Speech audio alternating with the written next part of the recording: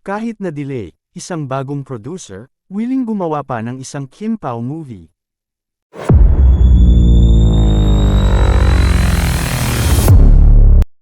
Nakakaloka, ha? Na-delay pala ang pelikula ng tambalang Kim Pao nina Kim Chu at Paolo Avellino. Chika ng ilang Kim Pao fans, excited pa naman sila nang in-announce noong August 12 ang pelikula nina Kim at Paolo, ang My Love Will Make You Disappear, pero ngayon parang hindi na masyadong pinag-uusapan yon. Ang unang kumalat nga na playdate ng Kim Pao movie ay October 2.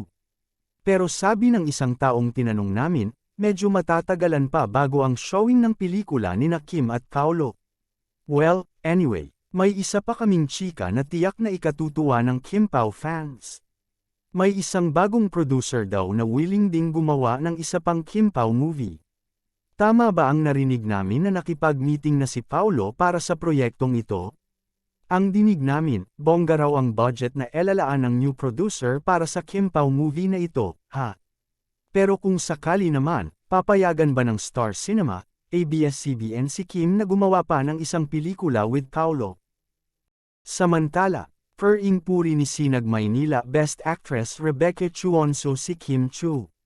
Bukod nga kina Nora Honor, Lorna Tolentino, Ken Chan, super bet ni Rebecca na makatrabahong muli si Kim sa pelikula man o teleserye ulit.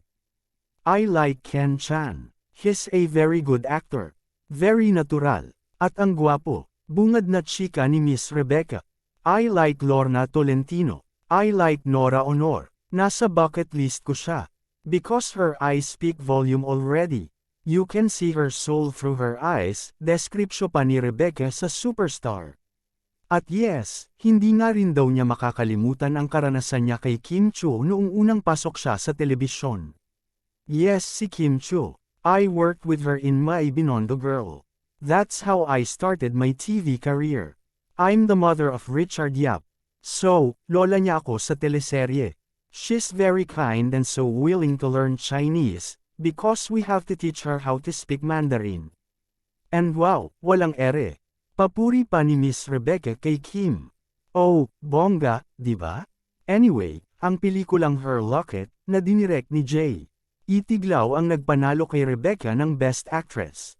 Wagi rin ang Her Locket ng mga award tulad ng Best Film, Best Director, J. Itiglaw, Best Screenplay, Best Supporting Actress, Elora Espano, Best Cinematography, Best Production Design, Best Ensemble.